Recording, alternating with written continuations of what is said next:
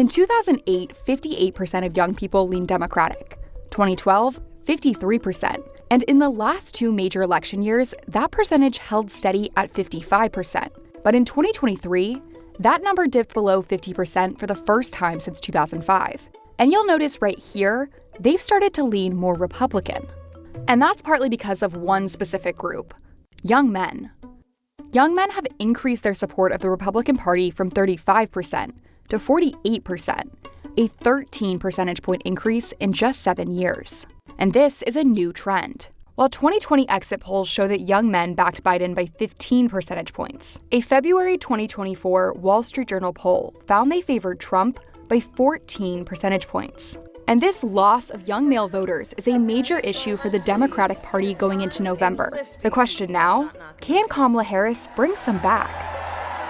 Here's what's driving young men to support Republicans and what it could mean for the presidential election to come. America great again. When we ask young voters, what issue is most important to you when you go to cast a vote? Among young men, it's the economy. Among young women, it's abortion. 17% of men say the economy is the most important issue, followed by democracy and immigration. Whereas for young women, the top issue is abortion, by a lot. Why is this happening?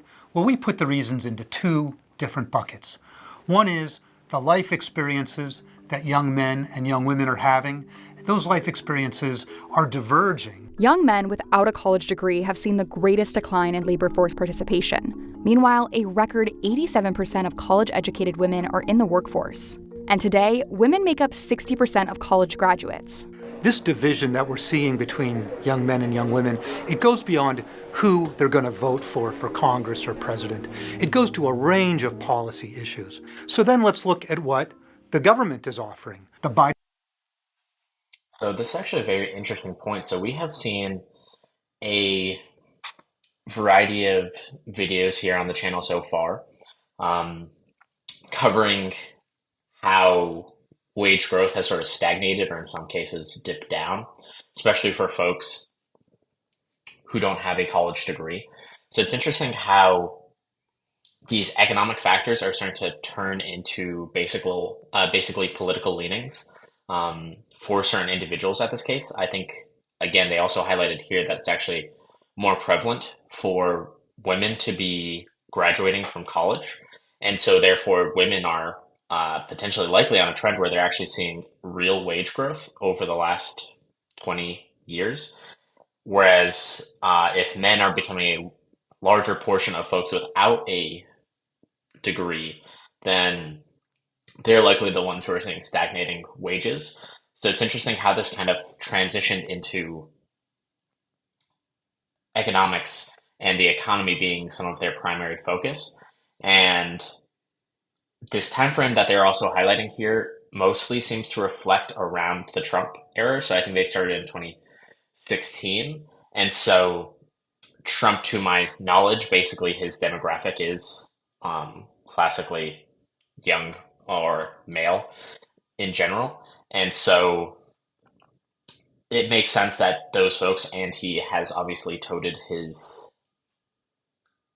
belief in his economic policies, which has been a big one. I think even for Biden, things that generally stand out for me are like the Build Back Better plan, like infrastructure changes, changes to help benefit society more broadly speaking, and not necessarily as targeted on economy as Trump is. I feel like most messaging that I see from Trump is all based around the economy. And so for folks who have this top of mind, then I see how that kind of transitions towards potentially you starting to follow towards that party.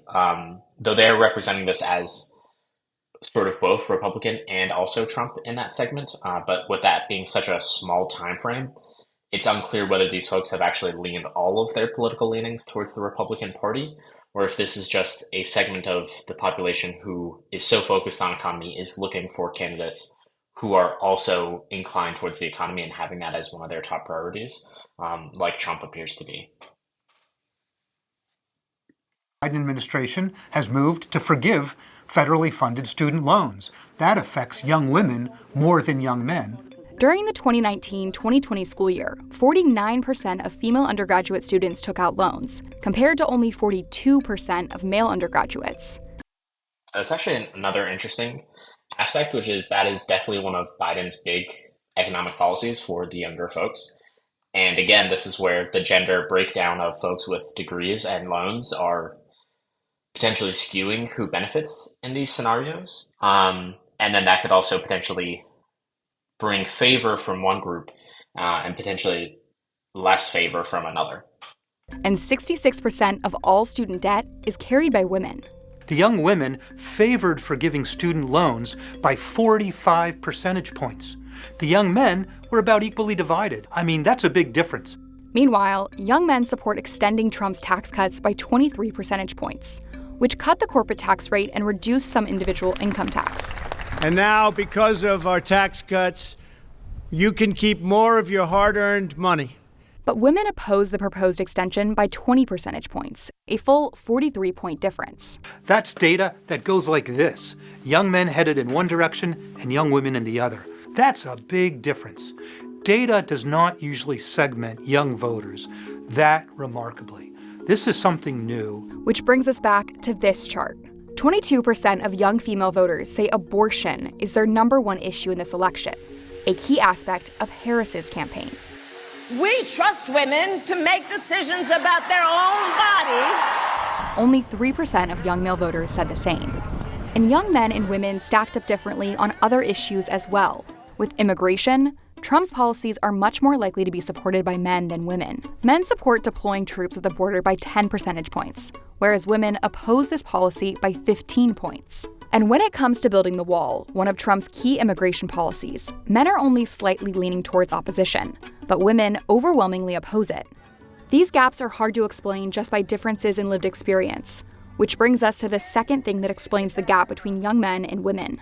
What are the candidates and what are the parties saying to young voters? Donald Trump and the Republican Party are putting out a lot of messages expressly intended to appeal to young men. Donald Trump has gone to Ultimate Fighting Championship matches. He recently appeared on the podcast of Logan Paul. He went to a sneaker convention to sell his own brand of sneakers. We got to get young people out to vote. These are audiences that are overwhelmingly male and overwhelmingly filled with young men. And it's a way that Donald Trump and his campaign have been saying, hey, young men, I'm with you. I'm on the same page as you. I understand you. Meanwhile, a lot of the messaging from the Democratic Party has been towards issues that are more salient for women. When I am President of the United States, I will sign into law the protections for reproductive freedom. So what does this mean for November? Young women historically vote at higher rates than young men. But experts say that with a tight election, the Democratic Party will need to draw in as many votes as possible. The next challenge for the Republican Party will be figuring out how to turn these young male supporters into actual voters.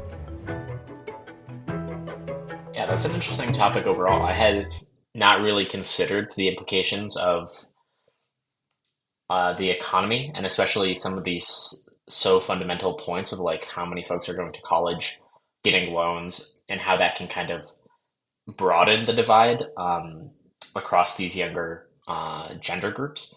And so that's definitely an interesting aspect that I haven't really considered in the past. But I enjoyed this video. And if you enjoyed what you saw, please hit like or subscribe. I'll see you around.